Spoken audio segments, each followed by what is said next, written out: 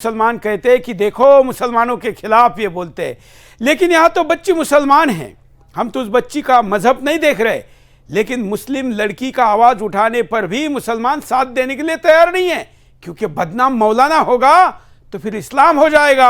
ये डर उनको दिखाया जाता है। हालांकि इस बच्ची के माँ बाप का मैं आभारी हूं और उनका अभिनंदन करता हूं कि उन्होंने साहस कर वो बाहर आए और ये मौलाना जो शैतान है इसके विरुद्ध उन्होंने कानूनी कार्रवाई शुरू की। आचार्य जी। धन्यवाद सुरेश जी। मेरा ऐसा मानना है कि पूरे देश से मदरसा सिस्टम को समाप्त करना चाहिए।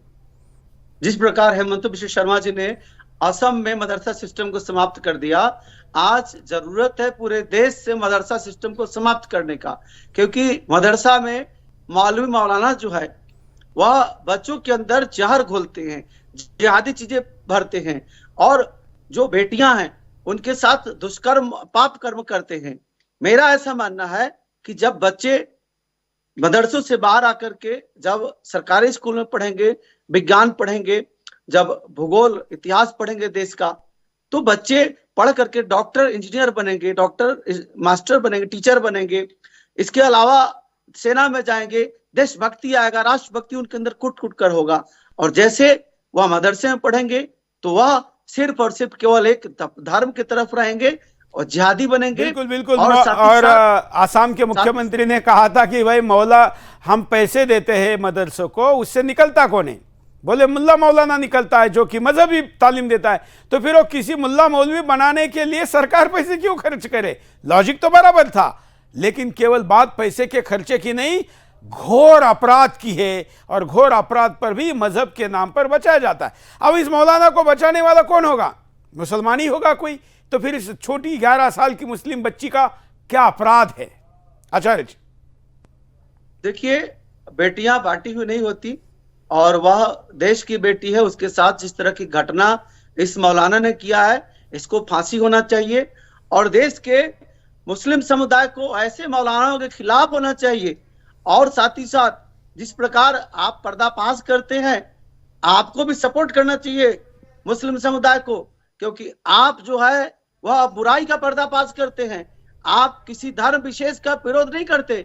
आप जो हमारे साथ असगर खान जी जुड़े हैं। आचार्य जी, उनकी प्रतिक्रिया लेते हैं क्योंकि अभी अगले मुद्दे की तरफ जाना है। असगर खान जी, आप बताइए, 11 साल की लड़की का बलात्कार किया गया है एक मदरसे के मौलाना ने, और मुसलमान ही लड़की है।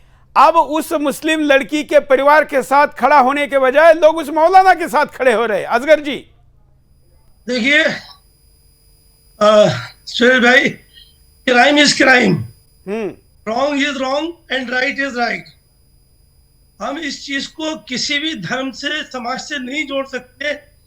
किसी ने कोई क्राइम किया है, वो रेप कोई मौलाना करे, वो रेप कोई पंडित करे, वो रेप कोई फादर करे, क्रिश्चियन करे, सब बराबर है। Crime is crime.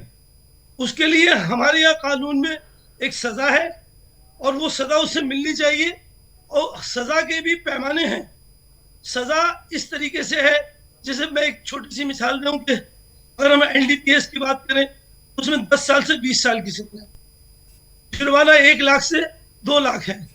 तो इसलिए हम इस चीज को कहना चाह रहे हैं कि अगर ऐसा कोई क्राइम होता है, खासकर कोई पंडित करे, कोई मौलाना करे, कोई ऐसा जिम्मेदार धर्मगुरु करे, तो उसको वाकई आपकी बात सही है, उसे और सख्त से सख्त सजा मिलनी चाहिए।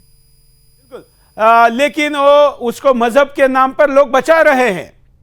देखिए, मजहब के नाम पे ना कोई बचा रहा। अगर मान लिया हो सकता है उसने नहीं किया हो, ये एक अलग बात है। अगर किसी के पास ये सबूत है कि भाई उसने किया ही नहीं है, आप उसको झूठा फंसा रहे हैं, तो ये एक अलग बात है। लेकिन अगर ये साबित होता है तो उसे सख्त से सजा देनी चाहिए। लेकिन अगर नहीं किया है तो आपको ही बचाना चाहिए, मुझे ही बचाना चाहिए उसे।